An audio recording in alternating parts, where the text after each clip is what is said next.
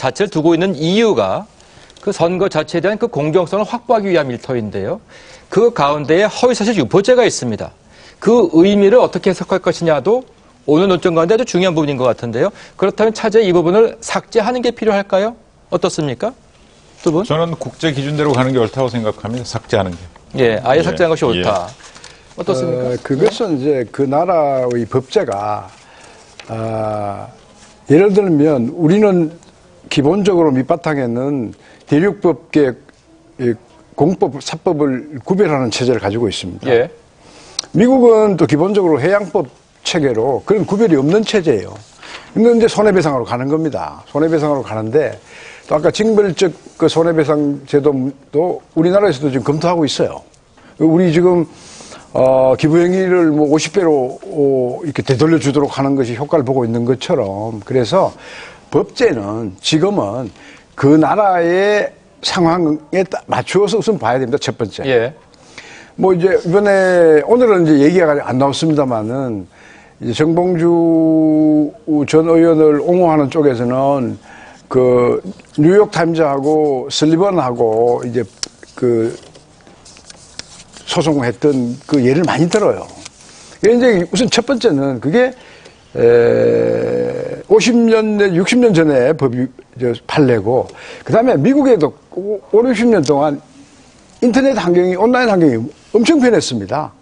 그 다음에 사적인 영역에서의 손해배상 문제는 또 상당히 엄하게 돼가는 그런 경향으로 저는 알고 있어요. 그래서 우리나라에서 그러면 공직선거법에 허위사실 공개 없앨 거냐? 없애버린다. 그것은 너무나 단순한 일이고, 우리 지금 국회 정개특위에서도 오히려 그 프로세스적인 측면에서 절차적인 측면에서 강화하고 네.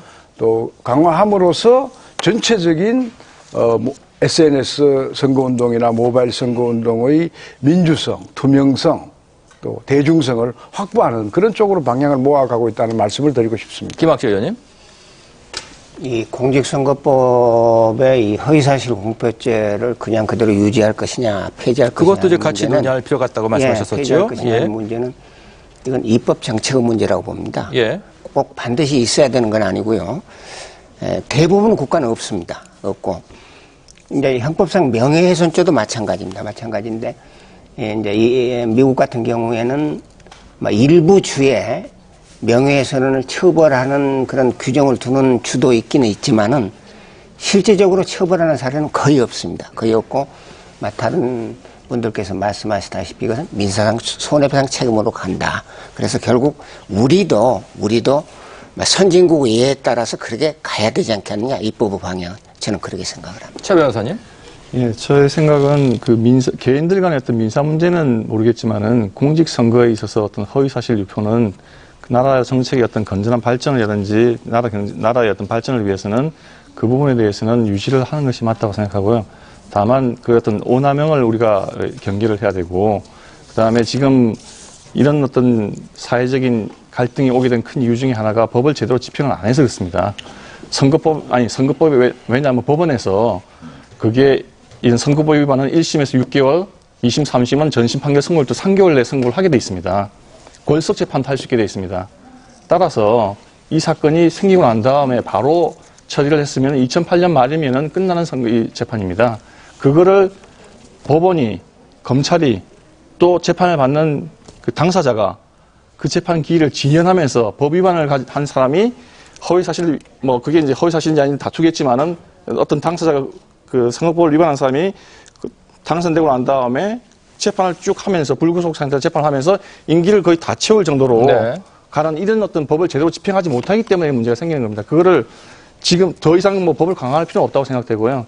있는 법을 제대로만 지켜준다면 그러면 충분한 것이 아닌가 생각합니다. 네. 예. 제가 이해하기 힘든 것 중에 하나는요. 한국의 보수 정당을 자임하는 정당들이 상품 시장 영역에 있어서 규제는 철저히 완화하자고 그러면서 그보다 훨씬 더 가치 있고 소중하고 자유스러워야 할 인간의 자유, 사상, 언론, 표현의 자유 영역은 왜 규제를 해야만 되고 왜 사람들을 못 믿는지 거기에 대해서 이해할 수 없다는 말씀드립니다. 그렇다고 하더라도 저희들이 모든 거짓말, 그 다음에 낙선 목적, 그 다음에 악의성